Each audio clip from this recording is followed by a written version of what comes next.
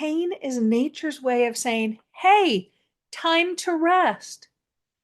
But when you use menthol sprays or lozenges or coat the throat, even with natural elements like mucilage, which is a plant derivative that's kind of nature's slime, you might end up continuing to misuse or overuse your voice.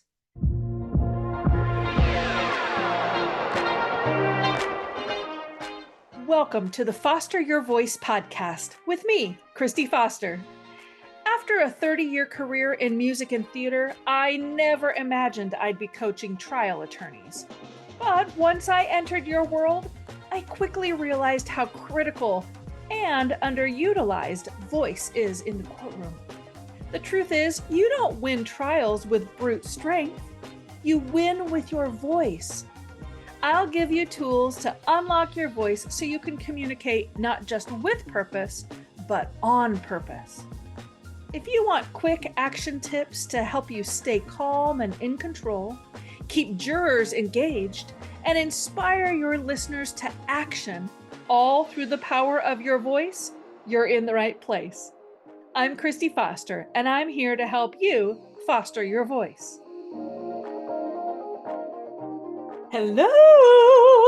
Hello, Foster fam. Welcome back. Always glad to do new episodes. And of course, it's my hope that it's reaching you and resonating with you. You know, I started this podcast because I was frustrated with the limitations of posting on all the social platforms. It's just hard to teach solid vocal technique, nonverbal strategies, and discuss thoughtful things in 90-second video reels. And then when the algorithm says that a 4 to 7 second reel is best, well, you can see the challenge. Now, I am still really active on Instagram and Facebook, and I'm getting more active on LinkedIn and Pinterest. So find me wherever you are spending your scrolling time these days. You're going to get daily reminders, quick tips, and inspirations. But the best place to get free skill building from me is through the podcast and through my weekly email newsletter. I'll put a link in the show notes for you to join my mailing list. I'm just a little nervous about losing connection with you. You know, social media could go away at any minute, and maybe you'd be glad about that. But my email list and my podcast are mine. So take just a second to join the mailing list and leave a star rating and a review for the podcast. Okay. Commercial over. Thanks for being here. I sure do like you a lot. Today, we're going to talk about all the ways to keep your voice healthy and things to avoid when you're struggling. But as always, before we dive in, I like to share something that has piqued my curiosity and see what you think about it too. Now, last week, we explored the question, what is it about people we're with that causes us to really settle in and be our most authentic self? And how can we cultivate not only in ourselves, but provide that for others? And I think there is a unique calling to be authentic in the courtroom, meaning we don't want it to be performative or fake. But yesterday, I was on a seminar call with Seth Godin, and something he said kind of flipped me on my head and got me wondering what your thoughts were. Now, if you don't know Seth, like I'm on a first name basis with him, if you don't know Seth, he is an author, a marketing strategist, entrepreneur, really like a modern day thought leader on all things marketing. You maybe would recognize him if you saw him, even if you didn't know who it was, because of his signature bright yellow glasses. Now, being a glasses person myself, I felt immediately drawn to him. Anyway, what he said was this: authentic is a great lie of the social media era. But no one wants an authentic doctor or authentic surgeon or authentic bus driver. If you're authentically in a bad mood, we don't want to see it. We want you to be consistent regardless of your authentic state. Consistency will be what builds trust. And he went on to say that the best brands make promises and they keep them. And when you consistently keep your promise, people trust you. It reminded me of a time when I stepped into running a theater company after a bit of a rocky time with the former leadership. And one of my staff members, as she reflected on what good leadership meant for her, she said, if you want to be trustworthy, you have to do trustworthy things. That really stuck with me. So, what does that mean for you in trial? Well, it doesn't mean that you fake it. It means you decide on purpose how you want to show up vocally, emotionally, physically, and then you stay consistent with that choice. That is authenticity. It's just not impulsive or mood based, it's intentional. So, what do you think? Is it better to be authentic or to be consistent? Are they opposites or can they work in tandem together? Maybe it's not authenticity versus consistency. Maybe consistency is how we earn authenticity in other people's eyes. Let me know your thoughts. Drop an email, Christy@fostervoicestudio.com. I'm really anxious to hear from you about this. You know what I hate? Being misunderstood. It's actually one of my biggest fears, if I'm honest, right up there with birds. Yes, I'm afraid of birds. Leave me alone about it already. Being misunderstood is just the worst, though. Trying to communicate something and seeing that it's just not landing the way you intend. A too harsh of tone with your kid or spouse that ended up setting them off. A thinking face that got interpreted as annoyance or irritation and ended up shutting down the conversation and leaving you baffled. It's so frustrating in our personal lives, but in the courtroom, your mismatched communication profile could break your case and lose you a deserving verdict. So, I've created a free guide to get you thinking about the emotional profiles you create. It's a printable guide to help you 10x your communication impact by mastering 6 emotional profiles for clear and authentic connection. I break down the 6 core emotions: happy, sad, love, pride, anger, and fear by giving you face, body, and breathing cues. Plus, I show you exactly which point on a 1 to 10 scale you should be with your pitch, pace, melody, volume, and tone in order to authentically capture the center of that core emotion. The link to get your free guide is in the show notes or by simply going to my website, fostervoicestudio.com. Don't wait to clear up your part of miscommunication and misunderstandings. Get your free download today. So, I get asked all the time for my quick fixes when someone's voice is shot or scratchy or when they're vocally fatigued. Usually I'm asked this in the midst of their vocal crisis, and they want me to just wave a magic wand and poof, everything is fine and they're healthy again. Unfortunately, vocal health doesn't really work that way. Keeping your voice healthy really starts before you ever put it in a taxing situation. So let's talk about good vocal health practices, as well as some old wives' tales that people swear by. And together, let's see if we can keep your voice strong through allergy season and wear and tear. Now, a quick but very important disclaimer: I'm not a doctor. This is not to be considered as medical advice. Seek medical attention from professionals. So, what are some home remedies for when your voice isn't cooperating, when you have a sore throat? Now, coming from a theater world, I feel like I have seen it all, and actors are notorious for their high maintenance routines.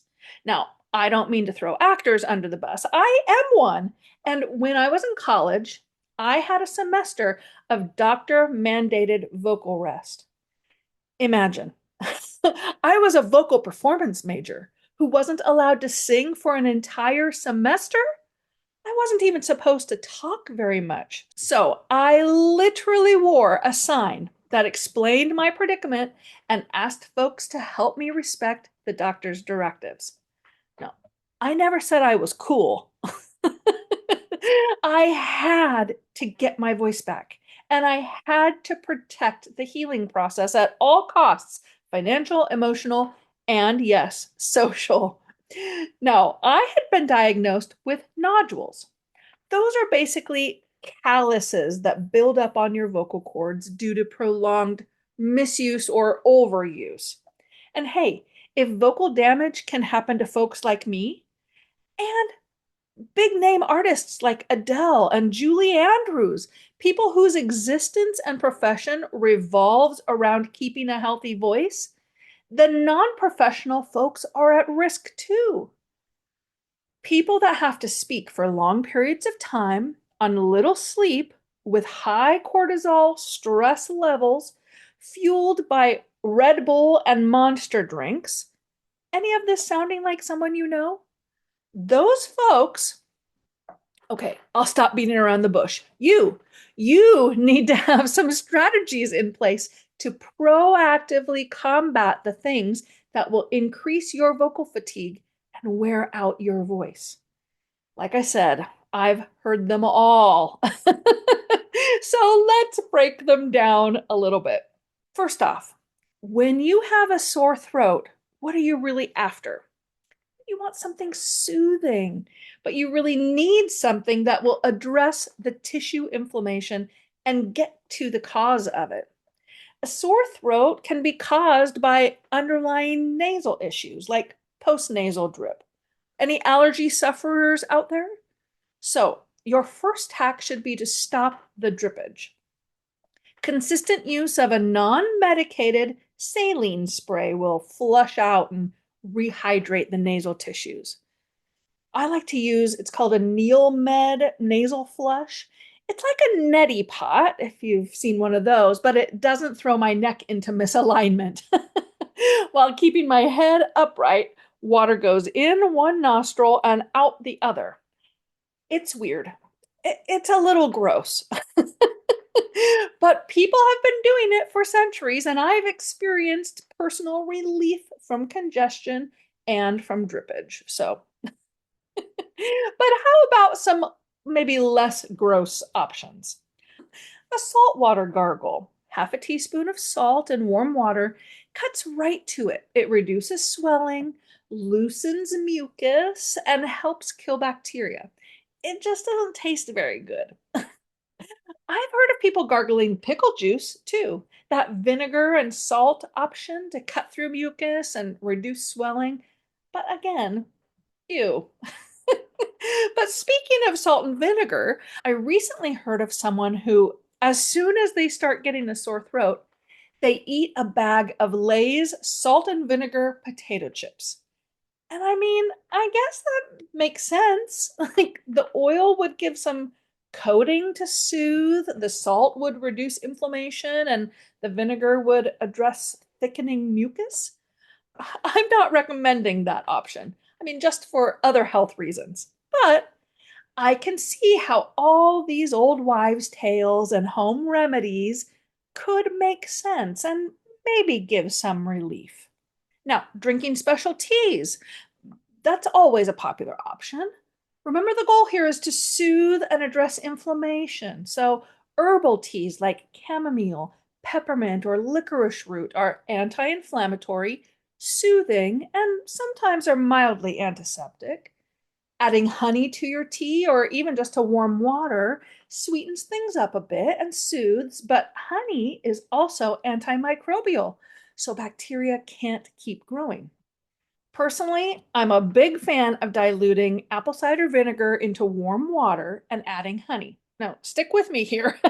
Apple cider vinegar is simple, straightforward. It works for me, cuts through the mucus, helps prevent bacterial growth when I'm sick. It's all good. There's a real temptation, though, to try to just numb the pain, adding things like cayenne pepper to a tea or using throat sprays and lozenges that have menthol and antiseptic qualities. Even things like throat coat tea that have high mucilage content will, well, coat or mask the damage. The danger here is that when you mask the pain, it's really easy to forget that you're injured, right? The danger here is that when you mask the pain, it's really easy to forget that you're injured, right? Pain is nature's way of saying, hey, time to rest. But when you use menthol sprays or lozenges or coat the throat, even with natural elements like mucilage, which is a plant derivative that's kind of nature's slime, you might end up continuing to misuse or overuse your voice. Now, all these options, the good, the gross, and the unsavory, are systemic remedies. They rely on your body's systems for overall hydration and assimilation. None of them actually touch your vocal cords, though. I mean, they can't. Your vocal cords are in your larynx, which is protected from food and beverage by the epiglottis. Food and drink go down the other tube, the esophagus. We've all had something go down the wrong pipe, right? Well, what happens? You choke. So, all of the gargling and special teas are only going to ever touch the surrounding area. They can still provide some relief, but they're not actually coming in contact with the damaged vocal cords. The only thing that will have meaningful impact on the vocal cords themselves is rest and inhaling steam, like from a humidifier or nebulizer. And that's what a lot of actors are using, portable handheld nebulizers to do steam treatments just prior to showtime. Now, recently, I was watching a big cycling race called the Giro d'Italia, the Tour of Italy, which, if you've been following along, should come as no surprise to you. I'm into cycling. So, anyway, one of the commentators had a particularly scruffy, hoarse voice that day. And the other program hosts speculated that it was caused by altitude, the really long days, and even blamed it on his generous social energy. We all know Jens loves a chat. After suggesting that someone give him some Fisherman's Friends, which is a popular menthol-infused lozenge, they then suggested that perhaps he just needed some additional vocal training. Now, it was all said in fun and wasn't intended as a slight, but I was shouting at the TV, using good supported vocal tone, yes, let's give him some voice lessons! There's just no substitute for putting in the work before you even need the benefits of it.